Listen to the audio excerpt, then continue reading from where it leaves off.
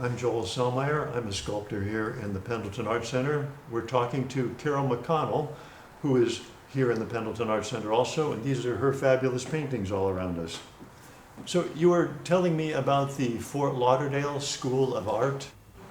Yes, when I was young, everyone assumes I had this fabulous drawing career as a child, but really I saw a picture in the back of a magazine that said Draw Binky, and you mailed it away to the Fort Lauderdale School of Art, and they told you whether or not you were an artist. And of course, I think everyone was accepted into the Fort Lauderdale School of Art. But that was one of the first things I remember about really wanting to be an artist. But you got to check them out at one point in your life? You got to go there?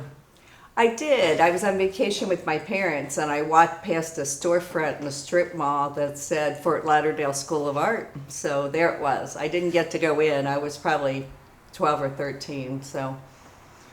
And from then, the next thing you did was go to Miami University and study art. I did. I have a 4-year degree from Miami with a Bachelor in Fine Arts, and there I took 4 years of painting and drawing and also graphic art. And I came out and did graphic art for quite a few years on the client side instead of working for an agency. So you were working directly for companies that needed an artist? Yes. And my first job was at Channel 19. I did, back before all the automation of today, we would do cards that they would cut away to in between shows. And we created all those and shot them, and then we would do ads and TV Guide and that kind of thing. And there was a art director, and I was his assistant, so it was quite fun for a couple of years. And so after climbing through corporate artwork for a number of years, you got to where now full-time, 6 days a week, more than 8 hours a day, working harder? Yes. Doing all this? Yes. I love being here. When I'm not here, I'm thinking about being here. I work this like a job. I come in, well, first thing in the morning, I get on the computer and answer emails, that kind of thing. Think about my social media for the day. And then I'm here all day long, and I always have to post on Instagram. So, I'm thinking about what my post will be today.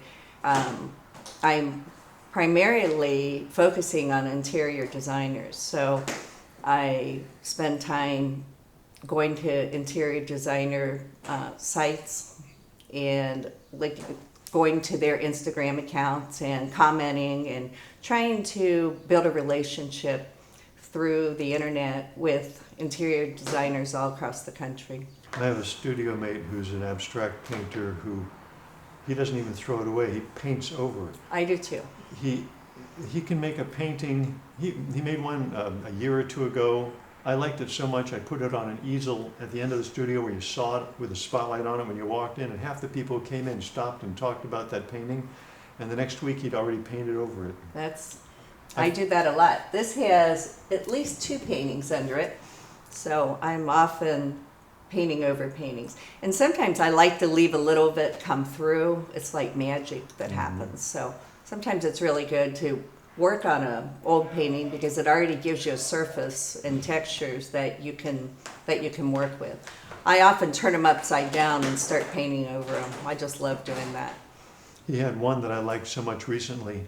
I bought it just to keep him from painting over it. It's still hanging right there in the studio, but he can't paint over it now. If you want to buy any of mine for that same reason, I'd be happy to help you out with that. I can only support so many artists to protect their work. If you have any thoughts on what's the most important thing an artist can do? Well, to me, it's constantly working. You're either on the internet looking at other artists, you're going to museums and galleries, you're looking at what the rest of the art world is doing, and then you're doing art. I heard early on in my career, and I felt like I'd never get this done, but they say you don't know what you're doing with paint until you've done 1,000 paintings. And now I can kind of see that. If you don't get through those early years of cranking out one painting after another, you know, when you start out, the canvas is so precious, so you don't want to mess it up. But really, what my advice would be to any new artist is create it, throw it away, create it, throw it away. And then that is so tough for artists to do. But really, until you learn what you're doing with paint, you need to constantly be doing art. So You get the phases your artwork has gone through, and you've been painting things like this for quite a while, and I like them so much. And now you're moving into abstract things. And tell me about what brought that on. well, I think when you start out, I shouldn't say all artists do this, but I started out very realistically and wanting to put down the perfect brush stroke and very realistically. And I painted from photographs where basically I copied that photograph into a painting. And, you know, that's got to be quite a skill, but to me, I wanted more. And now I use photographs more as to add an element to a painting. I don't paint that whole paint. It's hard to explain, but I have just continued to learn over the years, and I've changed mediums. For 18 years, I was an oil painter. I am now an abstract painter, and I use a lot of acrylics, which I never used acrylic. I thought acrylic was taboo. I thought you had to paint in oil. And although I love oil, I now really love acrylic. So I just continue to learn. I always feel like my best paintings are in front of me.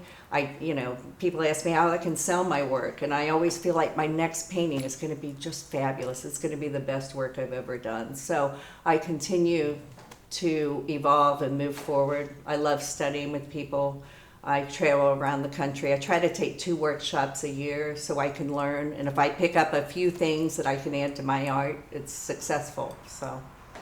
Is there any dream project out there you'd like to work on, you just haven't yet? I love to work large, and my fluid acrylic paintings are done unstretched, and I stretch them on stretchers afterwards, so I can work kind of large there. I think my largest is 42 inches by 84 inches right now, not that it can't get larger than that. But I would like to do some abstract paintings that are 72 by 84, that kind of thing. I guess that would be my dream, is to do a lot of really large paintings. And what you like working on most, I guess, is whatever you're working on at the present time, because you can do whatever you want. Is that the way it goes? It is. I do a lot of commissions, and commissions, I always say, you love to get and hate to do, because they confine you in what you're doing, and the client determines when you're done. I would like to do more commissions that are abstract than a lot of my commissions seem to be figurative. I would think people are so interested in getting things to match their couches, you should be able to work that out, because that's what they care about, is the color, right? Right. And that's a negative supposedly for artists, that you don't want it to match, art shouldn't match the sofa. Well, in my house they don't, but if that's important to them, I've been known to paint my wall their color. I had an aunt in Naples, Florida, and she was right on the beach with this big picture window, and if you turned around this way, there's a fireplace with a brick wall around it. And hanging above it was a painting that the size, the shape, the color, it was as perfect as a placement could be for a specific painting. And paintings don't usually strike me like that. But we were having this conversation, several of us, but I kept looking around and looking back at this painting, and finally my aunt commented on the fact that I was doing that, and I said what I just said to you, and she said, well, that's painted by a friend of ours who has visited a number of times, and he had an idea for something, so the artist made the painting to fit this place. It was really marvelous. That would be a dream commission, where they show me their spot and I get to create something that goes there. When I do commissions, a lot of times, if it's abstract, I do 2, and of the same size and colors, but totally different, and they get to pick. And the other one I put on my website and in my studio here. Nice idea. So, yeah, you don't know what's in their mind, but I know what's in mine, so I create 2 of them. that I love and let them pick the one they love. So. So is there anything that you particularly want to communicate, social media, that we could talk about? Have you got anything you want to? Social media is so wonderful in so many ways and such a burden in so many others because it takes a lot of time to stay on top of it. You really have to. I post 5 days a week, if not 6, and I only post one time a day. I don't want to overload their feed with images of my work. And it's funny because videos do very well on social media. So I have setups where I paint that are easy for me to film. So are do you have collectors who have been coming back over time? Yes. Mm-hmm. And do they follow you into the transition to abstract now? Yes, it's funny because some of my clients will love my old work and I will do commissions for them in my old styles, but for the most part they come along with me. And I did 11 paintings for one woman for a new house she was building.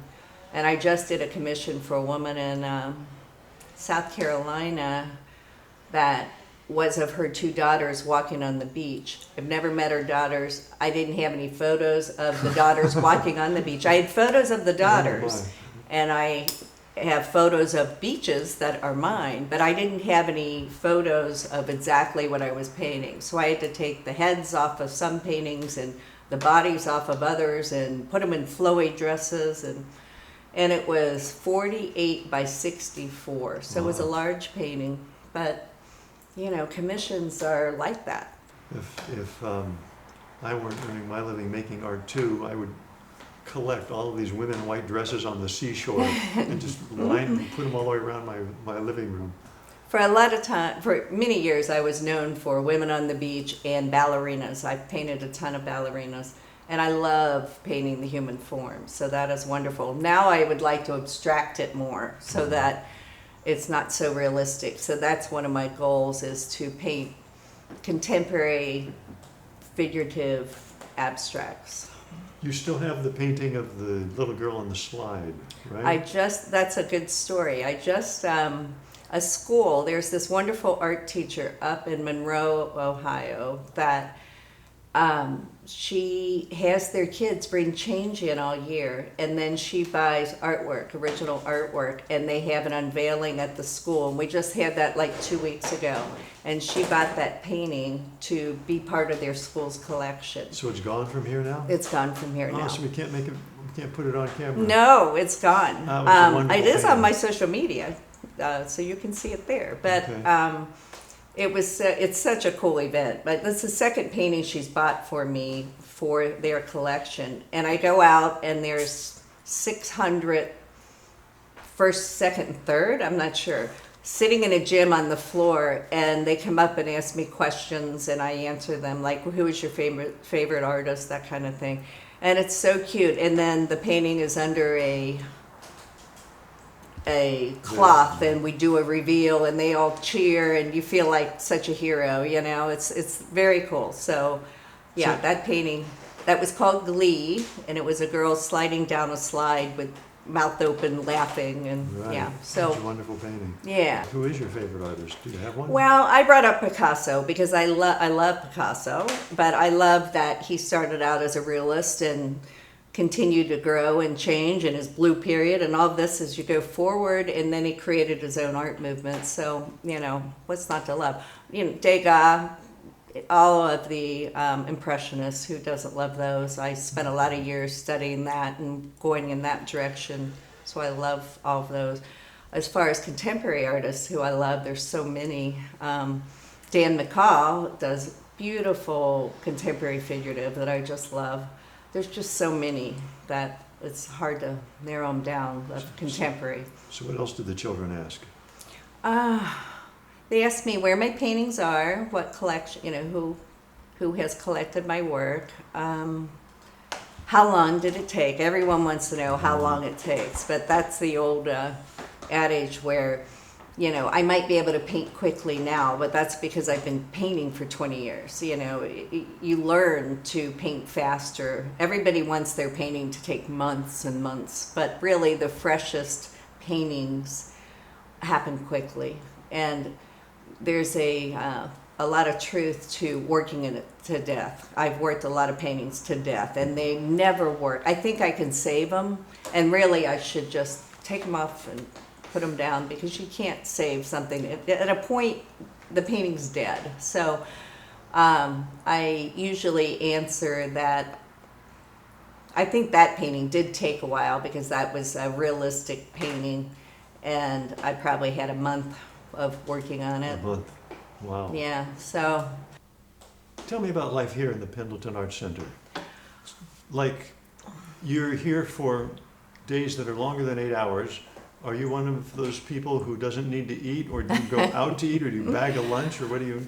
I love being here. I go home for lunch every day. I have a little dog that I let out. How far I away live do you about live? 10 minutes from here, so wow. I drive home, let out my dog, have lunch, and come back. And at that point, I'm on the computer at home, and then I come back and paint in the afternoon and go back home. How convenient is that?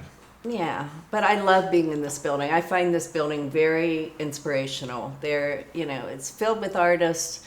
I'm in my own world here. I don't see a lot of people during the day, but I just love walking in the studio. Within the Pendleton, I've been here 16 years. I've had 5 different studios, so I keep upgrading the real estate, I guess, every time I move to a little bigger or on a floor that I want, and I now have my dream studio, so I couldn't be happier to be here. It's a really good place to be as an artist. We're open once a month to the public. The owners do a really good job on what we call Final Friday. There's a band out front, there's food trucks, and we'll get 600-800 people on a Friday night, and it's just really a wonderful venue to have your art. You never know who's walking through, from interior designers to, we get a lot of people who are visiting their families, and their families bring them down here. And So you never have a moment like you're looking at a plate of spaghetti and you think, a painting. You don't get a color or anything like that. No, probably not from a plate of spaghetti, but I do find a lot of inspiration out there in the world. I basically right now am concentrating on 3 different areas of art that I want to create. I do florals, I do contemporary figurative, and I do fluid acrylics. And fluid acrylics are probably some of my most popular pieces these days. It is quite a different process. It is all done virtually with no brushes. It is a water medium, and I stretch the canvas that comes off a roll in between weighted supports at different heights, and I determine what the paint is going to do based on the height of the supports that I put it on. And every time I pour a color, I adjust it and move it, and it's a very different technique. And this one is called Tulip, and it's got probably, 10, 15 layers of paint that are put on at different times and with different amounts of water, and it's quite a process. At the bottom, I have a trough that I put bowls in and catch the paint as it rolls off, and pretty much that paint is useless to use again. So it's a very expensive medium to do, because I'm using large bottles of fluid acrylic. So it is an interesting medium to play with, because it's very experimental, and you really don't know what you're going to get until you're done. So it's been quite fun. And so are these like hotels and offices are buying these, or is it individuals? Or? Individuals, Everybody. you name it, yeah. A lot of corporate clients, interior designers. They're very contemporary, they're very colorful. People just love them. The last Final Friday, I had a couple sitting here they pulled this bench around and sat in front of this painting and just stared at it for like a half hour. It's Wow. just, I get amazing results, comments from people. So they're very fun to do. At the same time, they're very scary because you never know what you're going to get. I have a lot of them that I think are failures that I have rolled up in the back. And you're using very large canvas. So, it's... Can you gesso over it and use it again when you do this, or not really? Well, the thing about gessoing over is if there are any brush strokes, the paint will follow that line. So I could put an abstract painting using brushes on top of them, but and I can continue to pour. But what I tell you about when a painting, beating a dead horse, the painting is, if it's dead, it's dead. I shouldn't continue to pour, but I could gesso over it and use it as an abstract. And so, do you frame many of them before you sell them or show them, or are they almost all like Sometimes it depends on the client. I frame some of my paintings. My favorite frame right now is a floater frame. I don't have one right here to show you, but Say it again. What frame? a floater frame, Floater which frame, means that it goes around the outside and it usually has a little depth here, but it doesn't cover up the painting, and the Right. painting floats inside the. Kind of like. Yes, the woman right there. Yes, that one. I use those a lot. A lot of times I will give a client, if they want it framed, I will give them 5 choices and I will do the framing for them, but I'm not a professional framer. So a lot of times I call my frames that are on my paintings presentation frames. And a lot of these are gallery wrapped. Now this one isn't painted on the side, but it's gallery wrapped. So it could be easily painted black and hung in a house with no frame. It's a very contemporary look to have a gallery wrapped painting with no frame. I like gallery wrap, no frame. Yes. A lot of my poured paintings, because they continue to the edge, the painting wraps around the side. Nice. Is there another one we should look at somewhere? We Do you want us to can. walk to it? We can go into the back. I can show you where I actually paint them. So we are looking at how you roll paint or flow paint. This is a frame you made. Yes, this is a structure. There's another one behind here that I sometimes use. They're kind of like troughs. I can suspend it different ways. And then you see these black boxes. A lot of times the canvas is stapled to these black boxes with these big weights, because I've learned that these will fall right over on the painting and ruin it. So these have heavy weights on it. And so I built these boxes. I have different heights.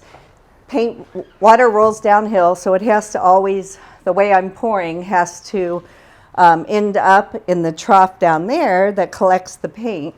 And I will line up however I want it to flow, figure out how my angle is, and put supports on there. I also use this boomerang. This is Bet Ridgway. She taught me this. She was my mentor when I started these paintings. And this is really good when the paint is wet. You can touch and push in if you get bubbles in the canvas, and it takes them right out. That's her trick. So I always have my boomerang in here. I put paint in containers like this, and then I pour the paint on and I manipulate it with either water or big cups of water, or I have all different size containers that can put water on here, and then it'll roll down all the way down, depending on what I'm doing. So every painting is different compared to other paintings. I figure each one out separately, and I mix different levels of opacity so that I can have this ghost image on top of a more opaque image. And I will continue to take this canvas and move it so that I can do more pours.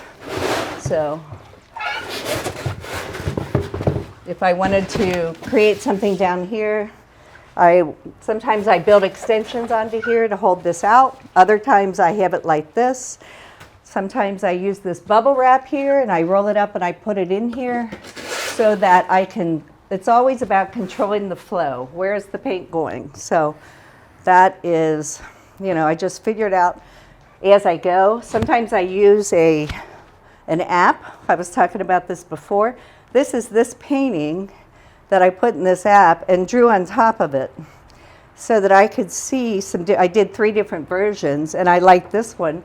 So you see these marks here are basically this. And when I got in here, I changed it. I decided it'd be too much to have them on both sides. But I figure a lot out at home. Every night when I go home, I will have taken a picture of what I've done. I take it out there and lay it on the floor, stand on a ladder, take an overall picture, and then figure out what's next. Does that make sense? Makes complete sense. Yes. Makes complete sense. And so you have longer than 8-hour days here, and then you go home and you work at home. I do.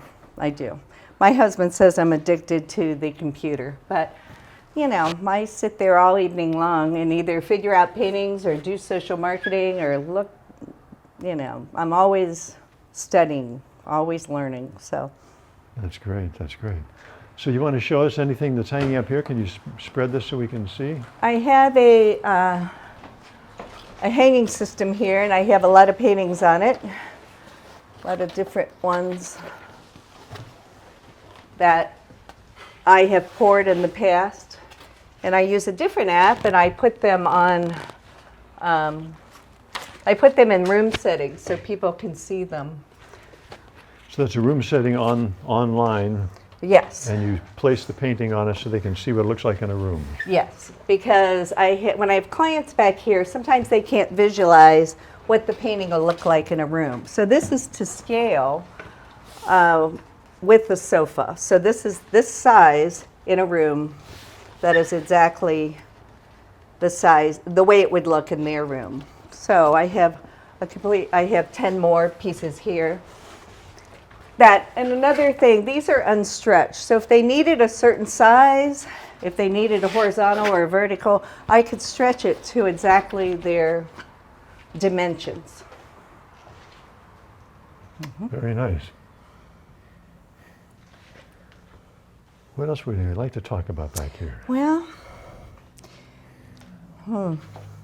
I have an awful lot of stuff that I use that is down here on the floor. All my paints. And soft boxes for your photography. Oh, that is for, once again, social media. If I'm taking pictures, I've used those before. These are other structures that I use to stretch the canvas across. These are all the paints. You can see I'm not organized. I use all these little cups to mix color and pour. And everything, I never throw anything away because I find a way to use it somehow. So.